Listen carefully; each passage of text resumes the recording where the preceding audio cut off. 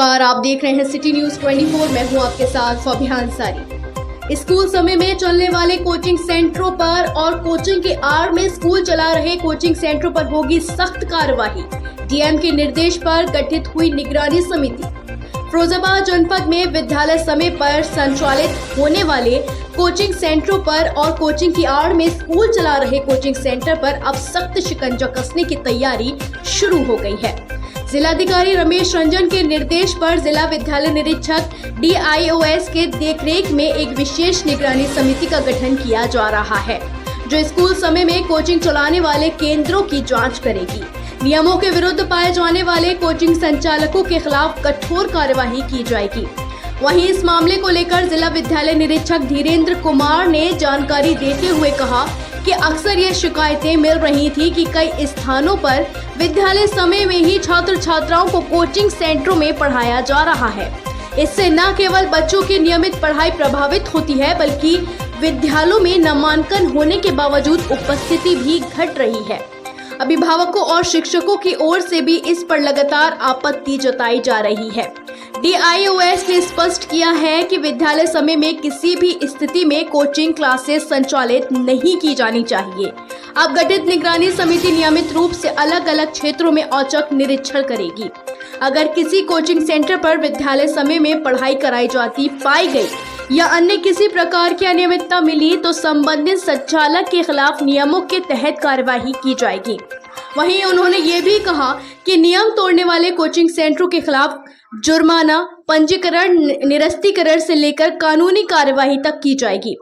वहीं हम बात करें तो दर्जनों कोचिंग शहर में संचालित की जा रही हैं, जिसमें पूरी तरह से स्कूल संचालित किया जा रहा है। ऐसे अवैध कोचिंग संस्थानों पर प्रशासन की पैनी नजर बनी हुई है। देखिए फिरोजाबाद से खास रिपोर्ट। सर, जनपद में कोचिंग सेंटरों की आड़ में कई सारे स्कूल्स चल रहे हैं, उस पर से क्या कहना चाहेंगे आप? ये एक बहुत बड़ी वेदना है कि स्कूल भेजने के लिए पेरेंट्स आज तैयार नहीं हैं, लेकिन कोचिंग के लिए बदस्तूर पूरे मन से वो तैयार होते हैं। या तो ये शो करता है कि स्कूलों के अंदर बहुत घटिया स्तर हो गया है पढ़ाई का, लेकिन ये हो सकता है कुछ स्कूलों में ऐसा हो, लेकिन कुछ स्कूल के संचालक और शिक्षक वाकई पेरेंट्स की सारी शिकायतें सुनने को तैयार हैं और उनका निस्तारण करने को जब तैयार हों, और उसके बाद भी जब पेरेंट्स अपने बच्चों को निकाल के कोचिंग सेंटर्स के अंदर अगर पढ़ाने के लिए बाध्य होते हैं, तब हमको अंदर से बहुत बुरा लगता है। आज हालत ये है कि प्रत्येक वर्ष हर एक स्कूल से कम 100 से ज़्यादा विद्यार्थी कोचिंग्स के अंदर एडमिशन ले रहे हैं, और ये प्रवृत्ति बढ़ती जा रही है पेरेंट्स की। धीरे धीरे वो दिन आएगा जब स्कूल बंद हो जाएंगे, सिर्फ कोचिंग्स चलेंगी। अगर मैं गलत हूँ तो आप लोग खुद जाके एक बार मुआयना करके देखिए कि विद्यालय का अनुशासन और कोचिंग का अनुशासन क्या एक सा है।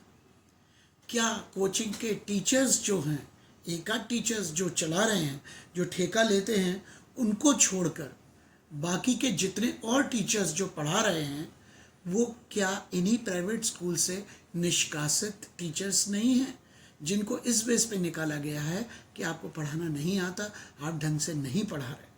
वही पेरेंट्स ऐसे टीचर्स की शिकायत करने विद्यालय आते हैं, और हम अपने विद्यालय से जिन शिक्षकों को निकालते हैं वो इन्हीं कोचिंग्स में जाके जब पढ़ाते हैं, तब उनको उसमें चार चांद नज़र आने लगते हैं। ऐसा क्यों? जब कोचिंग्स के अंदर 1% अनुशासन नहीं होता, वहाँ पे बच्चे बुरी तरीके से एक दूसरे से मारपीट करते हैं, लड़कियों के साथ में हर तरीके की बदतमीजियाँ की जाती हैं। वहाँ एक शब्द कोई कहता नहीं, क्योंकि अगर उन्होंने डांट दिया तो बच्चा कल को छोड़ के कोचिंग चला जाएगा। वो तो सिर्फ अपने पैसे के लिए बच्चों को डील करते हैं।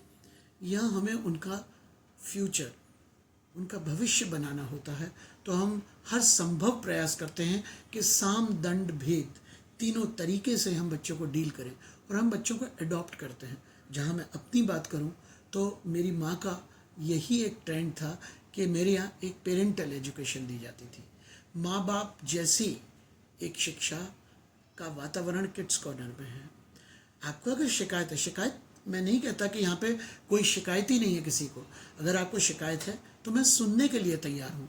ये स्कूल ऐसा नहीं है कि आप शिकायत लेके आए और हमने आपको बाहर से भगा दिया कि प्रिंसिपल के पास टाइम नहीं है। या मेरे पास बहुत समय है आपकी बातें सुनने का, आपकी शिकायतों का निस्तारण करने का। मुझे वाकई बहुत शौक़ है कि मैं अपने पेरेंट्स की शिकायतों का निस्तारण कर सकूं। इतना सब करने के बाद भी अगर आप ये सोचते हैं कि ये आपसे जो पैसा लेके बाहर निकलने वाले लोग हैं कोचिंग के माध्यम से, कि आपके बच्चों के अंदर वाकई एक जागृति पैदा करेंगे, तो ये आप बहुत भ्रम में हैं। सर, आपने देखा है प्रशासन द्वारा कई बार कार्रवाई की गई, लेकिन आज भी ये धड़ल्ले से सुचारू रूप से चालू है। इस विषय पे क्या कहना चाहेंगे ये आप? कभी हो भी नहीं सकता, क्योंकि मैं जानता हूँ कि कार्रवाई कई बार करी ऑफिसर्स ने, लेकिन कहीं ना कहीं ऑफिसर्स की मजबूरी, मैं खुल के कुछ नहीं कहना चाह रहा, आप सभी लोग समझते हैं कि ऑफिसर्स कहीं ना कहीं मजबूर हो जाते हैं दोबारा एक्शन लेने पे।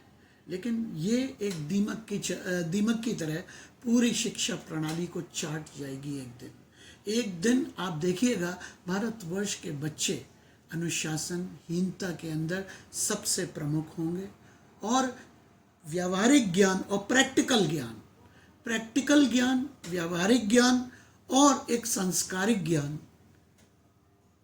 इन तीनों में ये बच्चे एब्सेंट हो गए। बिल्कुल इनके अंदर कोई भी संस्कारिक ज्ञान नहीं होगा, व्यावहारिक ज्ञान नहीं होगा। सिर्फ एक कोचिंग के माध्यम से वो डिपेंड कर जाएंगे अपने कोचिंग टीचर्स के ऊपर कि बस वही हमारा बेड़ा पार लगाएं। वो ना पढ़ेंगे, जब उनके ऊपर चाबुक पड़ेगा तभी वो आगे चलेंगे। आप सर शिक्षक संघ से भी जुड़े हुए हैं, तो क्या मतलब किस तरीके का कार्यवाही आप चाहते हैं? देखिए, हमारे शिक्षक संघ नहीं, प्राइवेट स्कूल एसोसिएशन का मैं जिलाध्यक्ष हूँ, और ये चीज़ें तभी पलती बढ़ती हैं जब कुछ संचालक ही इन लोगों को सपोर्ट करते हैं।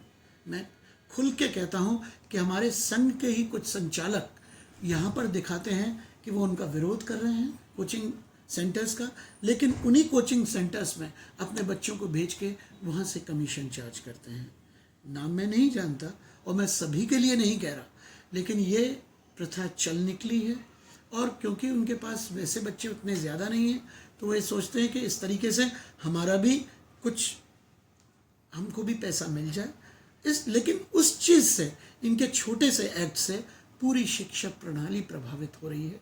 बड़े बड़े स्कूलों से सब बच्चे निकल के कोचिंग सेंटर्स में जा रहे हैं।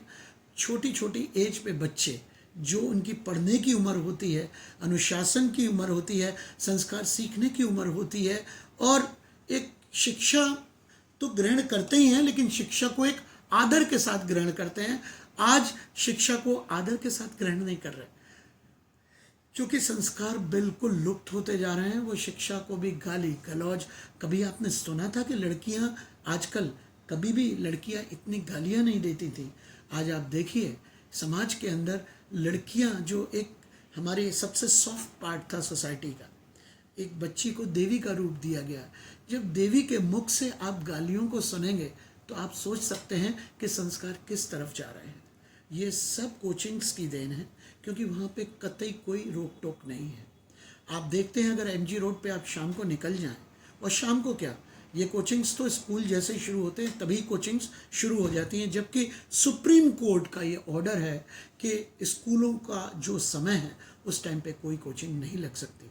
लेकिन धड़ल्ले से ये इसलिए चलाते हैं क्योंकि ये अपने आप को सबसे वैध मानते हैं।